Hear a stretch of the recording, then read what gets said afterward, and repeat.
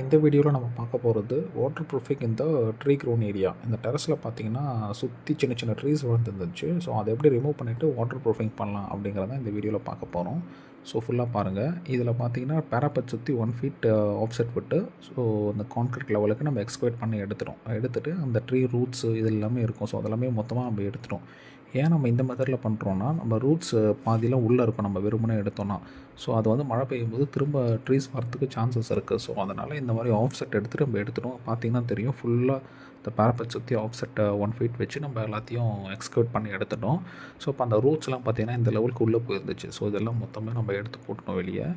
So இப்போ next வந்து என்ன பண்ணுறோம்னா, கான்க்ரீட் மிக்ஸ் பண்ணி டாக்டர் ஃபிக்ஸிட்டோட பெடிஃபின் 2K இருக்குது. ஸோ அதை மிக்ஸ் பண்ணி இது ஃபுல்லாக பேக் பண்ணிட்டோம். ஸோ ஃபுல்லாக பேக் பண்ணிட்ட அப்புறம் பார்த்திங்கன்னா இது 1 ஃபீட் லெவல் ஃபுல்லாக பேக் பண்ணிட்டோம். இந்த ஃபைனல் ஃபினிஷ் வந்து இந்த மாதிரி தான் இருக்கும். ஸோ இந்த மாதிரி டேப்பர் வச்சு பண்ணியிருக்கோம். ஸோ எதனால் அந்த டேப்பர் வைக்கிறாங்கன்னு பார்த்தீங்கன்னா, அந்த எட்ஜில் திரும்ப தண்ணி உள்ளே போகக்கூடாதுன்றதுக்காக அந்த மாதிரி டேப்பர் வச்சு so through out the building அப்படியே பண்ணியிருப்பாங்க.